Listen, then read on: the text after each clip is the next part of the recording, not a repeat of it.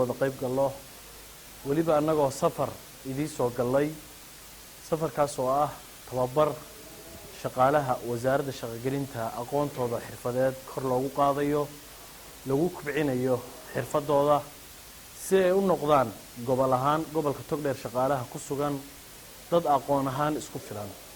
aan wax kasta Hargeysa ka sugan iyo caasimadda laakiin ay xaq tahay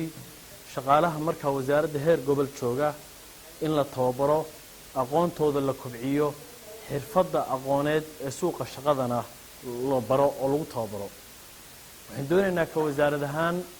maadaama aynu nahay wasaaraddii shaqagelinta arrimaha bulshada dhammaan wixii shaqo la'aan waddanka jirta inagayna soo eegaya waddankeena maanta waan ognahay shaqo la'aanta baahsan ee ka jirta shaqo yarida ka jirta waxaan doonaynaa si shaqo la'aanta baahsan looga baxo inaynu tiimka wasaaradda ugu horeyn xirfadooda aqooneed kor u qaadno si iyana ay u sii gaarsiiyaan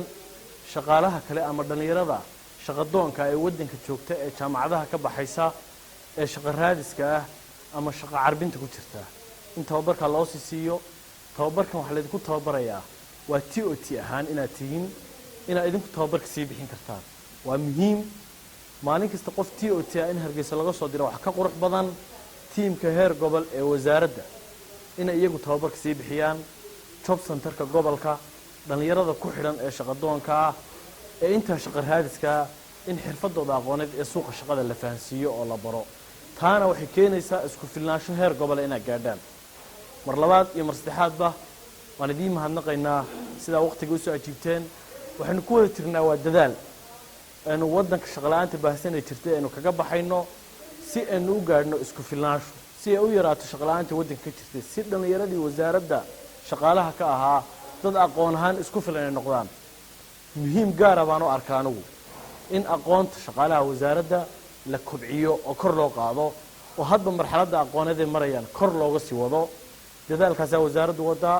uu ku hogaaminayo wasiirka wasaaradda wasiir Mustafa Maxamuud Cali Bile iyo agaasimaha guud ee wasaaradda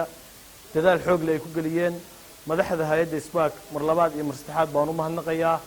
iyana kulli dadaalka ay wasaaradda la wadaan oo iyagu kulli mashruucan ama tababarkan ee wadno qayb ka ah safar dheer inoo soo galay si ay nogala qayb galaan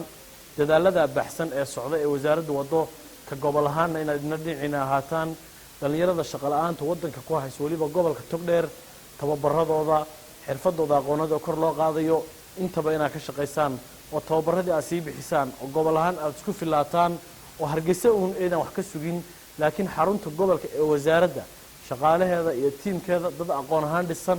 khibrad ahaan dhisan xirfadoodu kor u kacday ay noqdaan oo aad isku filaataan baa la doonayaa dadaalkaas wasaaraddu wadaa mar labaad iyo mar saddexaad waan idinka mahadnaqayaa waqtigiina tababarkan inuu halka ku furanayno maanta wuxuu noo socon doonaa muddo 2 cisho ah